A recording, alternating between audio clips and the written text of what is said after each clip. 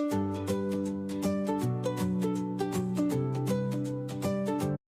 morning, dear student.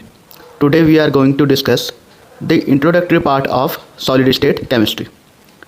Solid state is nothing but one of the state of matter. In previous class we have learned that matter exists in three states, which is solid, liquid and gas. More significantly, in solid state chemistry we study the concept of a compound in a more deeper level. It is basically help us to understand the compound from a molecular level to the crystal structure level. Here I have mentioned some general characteristics of solid state, which shows rigid and have definite shapes and definite volume and regular order of arrangement of particle, and the interparticle distance are short and interparticle force are strong, and solids are almost incompressible and have low kinetics energy, and we can say that solids have much higher density as compared to that of liquid and solids. Now we are moving to types of solids.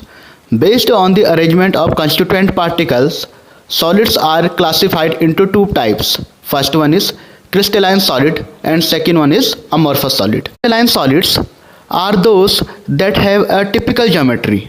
In such type of solids, there are definite arrangement of particles like atom, molecules or ions throughout the 3D networks of a crystal in a long range order. Okay, example like sodium chloride, quartz, diamond, etc.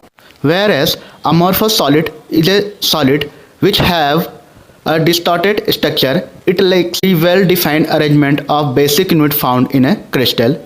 They melt over a wide range of temperature, like glass is an example of amorphous solids. We can further classify this based on nature of bonding, okay, into four types. First one is molecular solids, second one is covalent solid, third one is metallic solids, and last one is ionic solid. Now we are discuss them one by one. First one is molecular solid. A molecular solid is a solid that consists of atom or molecule held together by a weak intermolecular forces. Okay, example like solid neon, solid CO2 which is also known as dry ice, solid H2O, iodine, sugar, etc. is a type of molecular solids. We can further categorize molecular solids into three categories. First one is non-polar molecular solid, second one is polar molecular solid, third one is hydrogen bonded molecular solids. In non-polar molecular solids, these solids are formed from molecules or atoms that share a non-polar covalent bond. Examples H2, Cl2, I2, etc. Okay. In polar molecular solids, these solids are held together by polar covalent bond, and the atoms or molecules are bonded by relatively strong dipole-dipole interaction.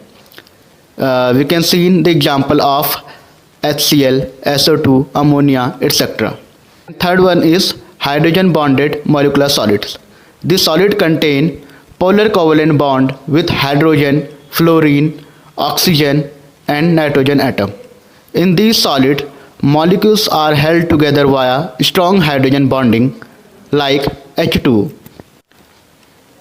In a covalent solid, a covalent network solid is a solid that consists of atoms held together in a large network or chain by covalent bond.